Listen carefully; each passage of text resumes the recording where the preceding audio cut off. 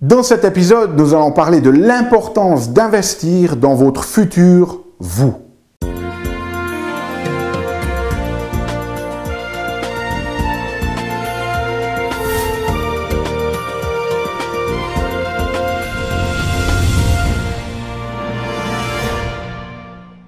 Parce que la vie est bien trop magique pour être petite et que nous avons tous besoin d'une prescription pour grandir en conscience et faire que nos rêves dévorent notre vie. Bonjour, je suis le Dr Yannick Pauly. Bienvenue à un nouvel épisode d'une grande vie.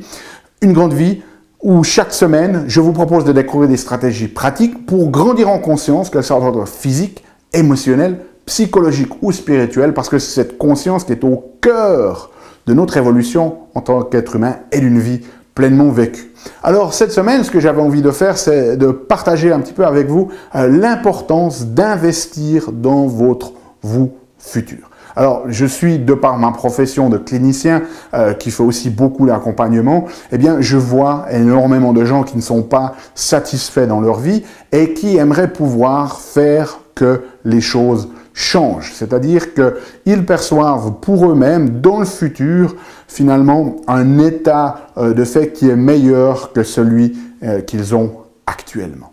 Alors, si vous êtes dans ce cas-là et s'il y a des choses que vous aimeriez changer, eh bien, aujourd'hui, cet épisode est pour vous et je crois que la distinction que je vais partager avec vous va être extrêmement utile pour que vous puissiez accomplir ce que vous avez envie de faire.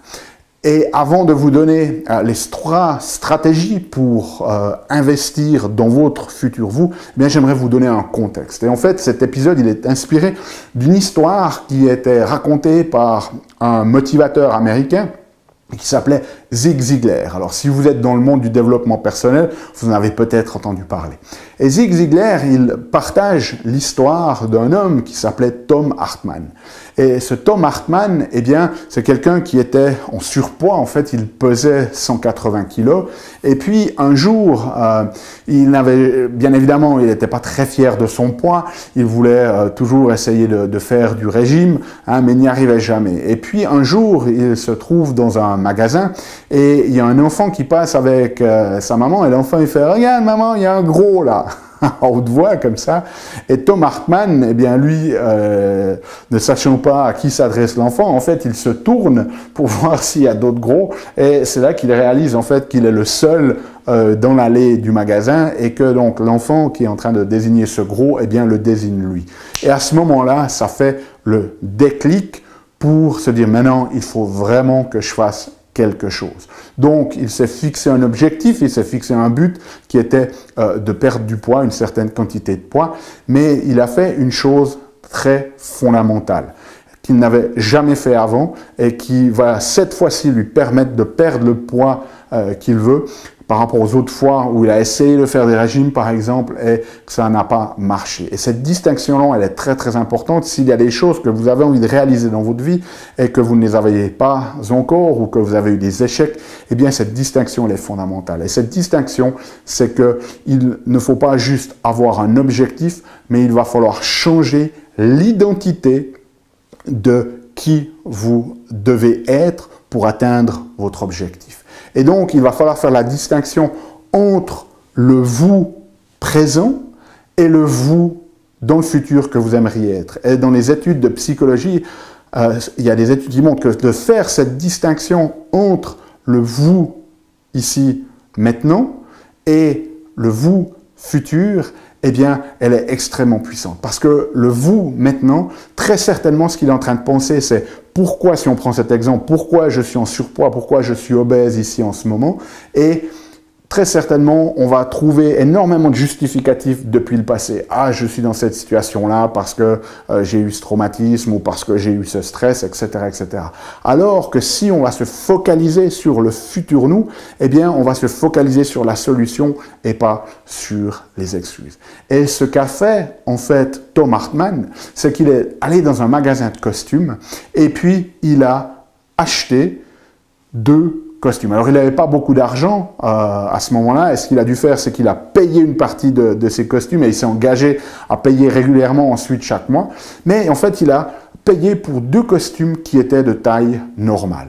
Et donc, la personne qui lui vend ces costumes, voyant que ces costumes, eh bien, c'est pour une personne de taille normale, alors que Thom Hartmann est encore obèse, eh bien, il lui dit, mais Monsieur Hartmann, pour qui achetez-vous ces costumes? À qui allez-vous les offrir? Et elle dit, non, non, c'est pas pour quelqu'un d'autre, c'est pour moi. C'est pour mon moi futur. Donc, la brillance de Thom Hartmann et le message et la distinction ici, c'est que Thom Hartmann, il a investi maintenant dans qui il se voyait être dans le futur. Okay? Donc, si vous voulez utiliser ces stratégies, eh bien, il y en a 3. La première, c'est si vous voulez changer quelque chose, ayez une vision du futur vous. Quelle est l'identité du futur vous? Envisionnez-le dans votre esprit. Comment est-ce qu'elle est cette personne? Où elle vit? Comment elle se comporte? Quel type de pensée elle a? Quel type de comportement elle a? Quel type d'émotion elle ressent? Prenez vraiment le temps de visualiser comment vous voulez être dans le futur. Et ne vous préoccupez pas de comment vous êtes maintenant. Envisionnez qui vous allez être dans le futur. Ça, c'est la première étape. Deuxième étape, c'est de créer un objectif qui est associé. Donc, par exemple, dans le cas de Thom Hartmann, l'objectif était de perdre du poids, mettons de perdre, 60 kilos. Peut-être que votre objectif pour vous, c'est d'améliorer votre vitalité. Peut-être que c'est d'obtenir quelque chose de matériel, un appartement ou une voiture ou faire un voyage, peu importe. Mais créer un objectif qui est cohérent avec la nouvelle identité que vous avez. Et troisième élément qui est massif ici, c'est investissez maintenant dans le futur vous.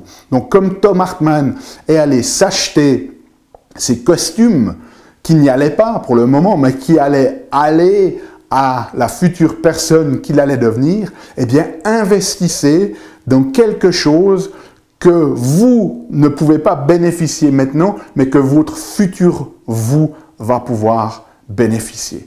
Alors à vous de réfléchir en fonction de vos objectifs, en quoi consiste cet investissement. Si vous avez envie de perdre du poids, effectivement, vous pouvez peut-être déjà aller vous acheter cette paire de pantalons taille 40 au lieu de taille 44. Okay? Peut-être que vous allez, si vous voulez avoir plus de succès et que cela passe par être en contact avec des personnes qui ont un niveau social qui exige que vous ayez un costume avec cravate et que vous n'avez jamais porté, allez vous acheter ce costume. Si vous avez envie de faire ce voyage de rêve et que vous ne pouvez peut-être pas, vous avez envie d'aller sur une île, mettons paradisiaque, pour louer une villa particulière que vous avez vue mais que vous ne pouvez pas vous la permettre maintenant, eh bien, allez contacter quand même par exemple le site et demandez si vous pouvez la réserver pour dans 4 ans et mettez déjà un premier paiement. Et s'ils ne veulent pas, ouvrez un compte en banque qui est destiné à financer cet aspect-là. Et l'idée ici, eh bien, c'est de mettre ce qu'on appelle en anglais le skin in the game, c'est-à-dire de vous engager pleinement dans la vision de qui vous allez être en vous engageant déjà financièrement, finalement, pour quelque chose que vous ne pouvez pas bénéficier vous, mais que la personne dans le futur, elle, pourra bénéficier. Et bien évidemment, le plus l'achat que vous faites ou l'investissement financier que vous faites, le plus il est concret, comme les costumes pour Thom Hartmann, plutôt quelque chose de virtuel, comme simplement un dépôt financier sur un compte en banque pour ce voyage, par exemple, eh bien, le plus cela sera puissant. Okay? Laissez-moi savoir ce que vous pensez de cette stratégie dans les commentaires. Si vous avez besoin de la transcription de cet épisode, elle est disponible sur notre site unegrandevie.com. Nous, on se retrouve bien évidemment la semaine prochaine pour un nouvel épisode. D'ici là, souvenez-vous, aimez la vie, émerveillez-vous et contribuez chaque jour un petit peu plus.